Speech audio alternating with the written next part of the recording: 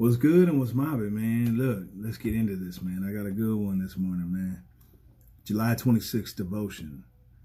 John 16:33. I have told you these things so that in me you may have peace. In this world you will have trouble, but take heart. I have overcome the world. I want to talk about disappointments, man. If you can think right now of like one of the greatest moments you had that you can remember. Now think of that. Take time, think of it. Even press pause if you want.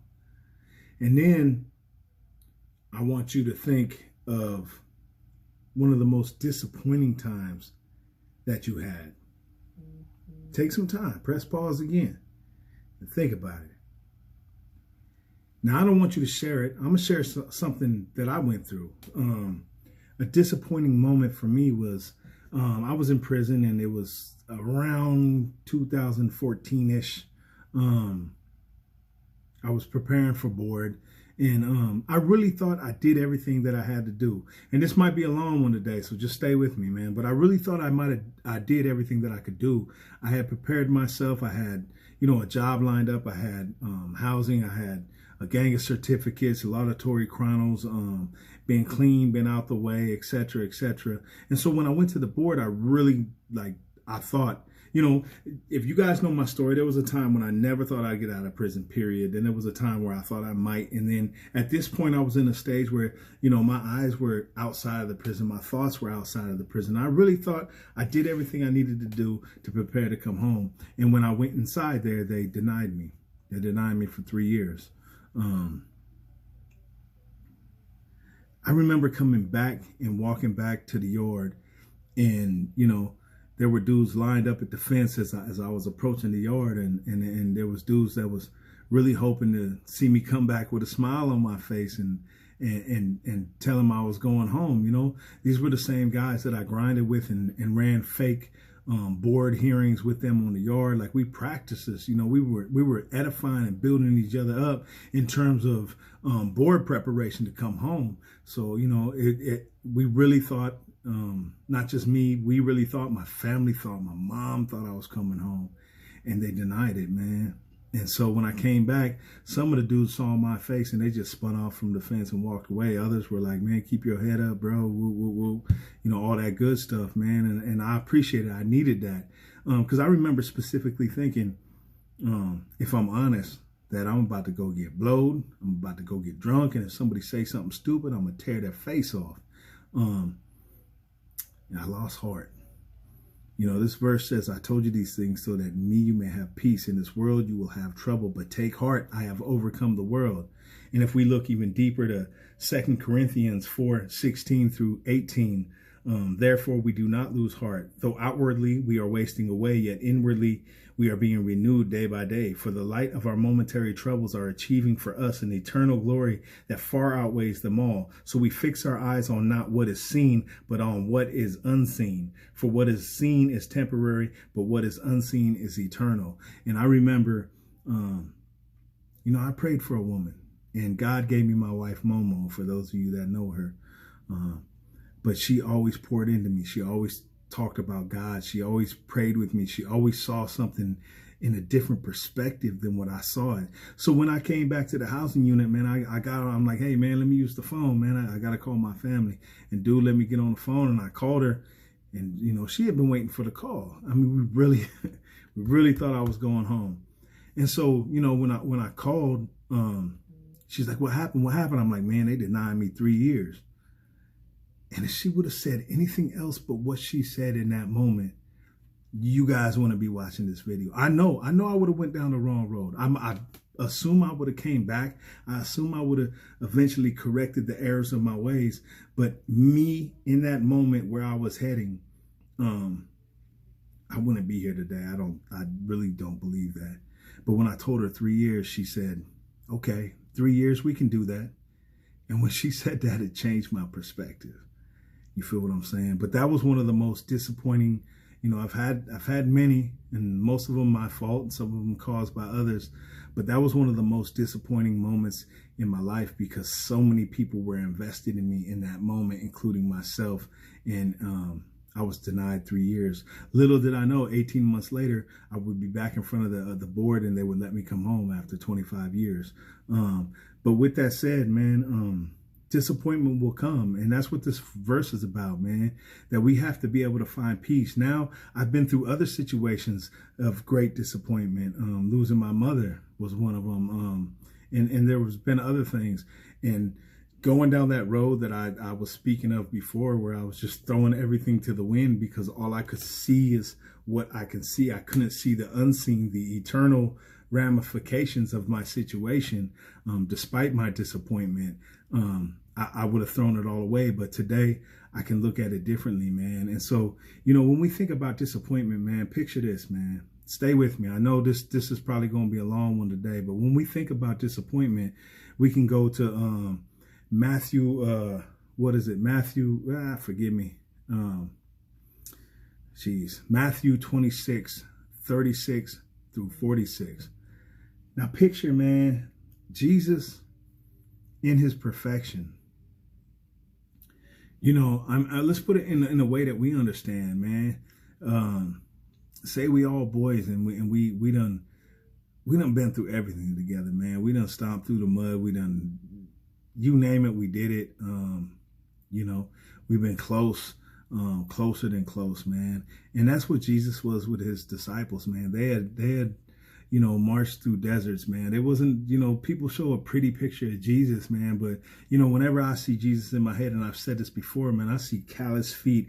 I see dusted skin because sweat and the dust of the terrain that they were in at that time sticking to his skin. I see matted hair. I see bronze, skin that's been through something, man. Not this pretty picture of this clean-faced dude, I don't see him like that. And he was pursued by many, and he was hated by more.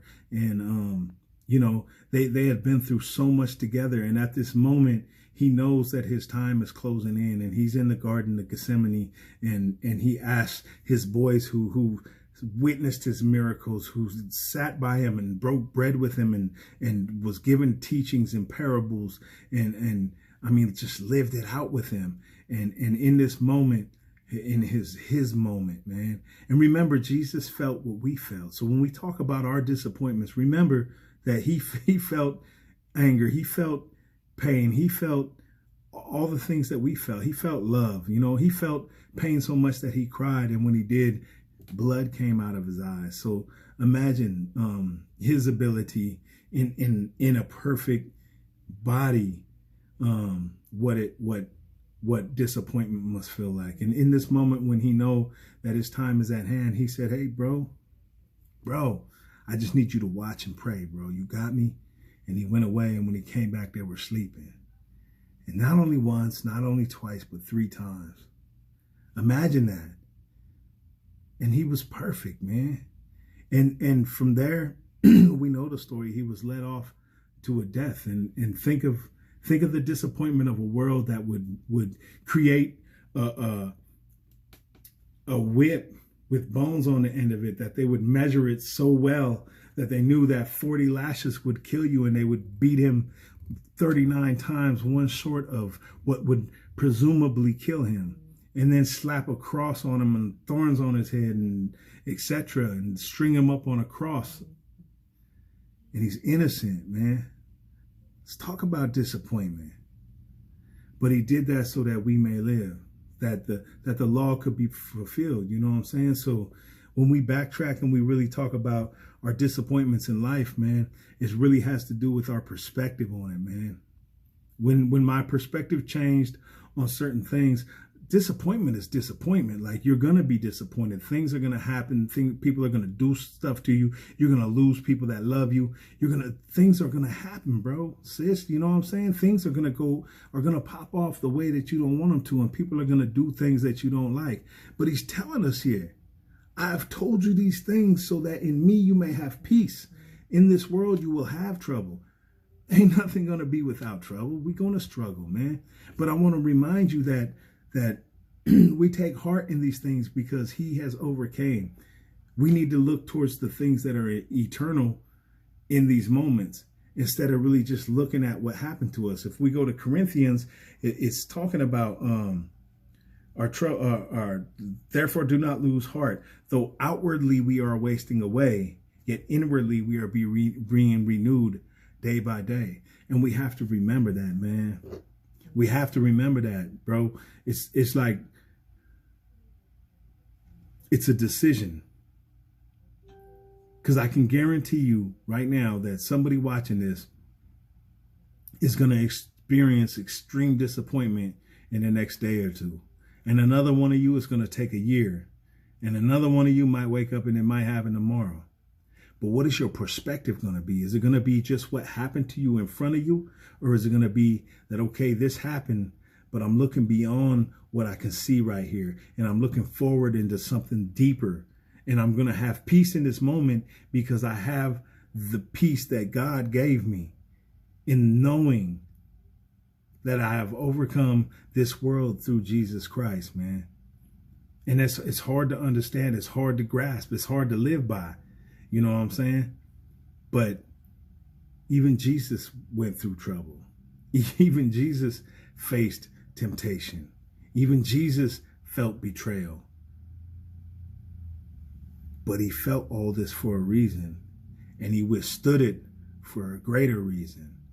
And so, like, I just want to encourage you, man. Like, life is tough, man. It's hard, man. And I shared this with my, the Hit Squad youth group tonight or last night. And the thing is that we have to become strong enough to know that in these moments of disappointment or even trial, it can come in a whole bunch of different ways, but it's only through handling these situations in the way that's prescribed, in the way that he told us in John 16:33 and 2 Corinthians 4:16-8, that if we can handle them in a mature Christ-like manner, that even through the hardships and the trouble, there's promotion, and there's promotion in this world, and there's promotion in our afterlife, man. And we have to understand that that's what we're fighting for, man. And how can God move us forward if we're still handling, the disappointments that we're told that are going to come, the trouble that we're told is going to come, that they hated him first. Of course, they're going to hate us. If we know that these things are coming, then and we don't handle it correctly, how can we expect any type of promotion here or hereafter? You know what I'm saying? So I just really wanted to share that with you, man. It was something that we had a deep conversation about last night. And the boys went in deep, man. And it was really cool, man. And it was, every time I speak it, I'm speaking to myself, man. Like, I'm learning these things too. And if I'm not learning it, I'm reinforcing it. You know what I mean? And so it was really big thing to see.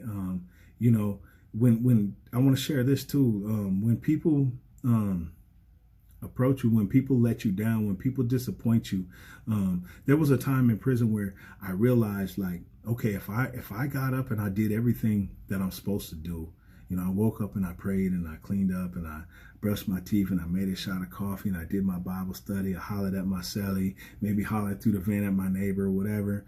And then I step out and the first person that sees me is, I know the problem ain't me.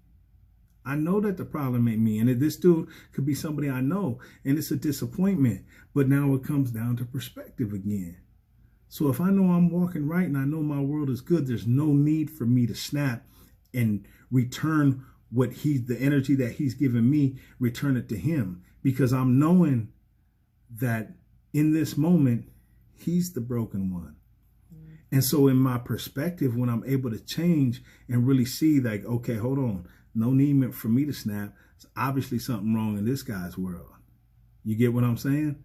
So I was able to overcome a lot of things. And because I overcame that, I was given promotions that God placed, where he kept me out of harm's way, where I was able to navigate through treacherous waters, and I was able to have that peace that he's talking about in this verse. So that's a way that I wanted to just share with you, that this verse is applicable, man, that it has real life use and real life quality in it, man. So with that, real life value. So with that said, man, I know I went long-winded, man, but I say that because there's some real jewels in this verse right here, in the second verse in 2 Corinthians and even the demonstration of how Jesus was let down and definitely disappointed, man. It's gonna happen, but that shouldn't define us, man. We have to know what the Bible tells us is true, and if we can stick to the truths and the precepts in the Bible, that the struggles that we face in this world, although they touch us emotionally and you know it hurts, the picture is bigger than what's in front of us. So I hope that we can remember that, man. God bless y'all, man. I'll try to keep the next one down to like 5 minutes, man. But I love y'all, bless y'all, and I hope you receive something beautiful from this, man. Really consider it, man. Disappointments will come, but our peace is in Christ. Take heart because he has overcome this world, man. God bless y'all. Mildly.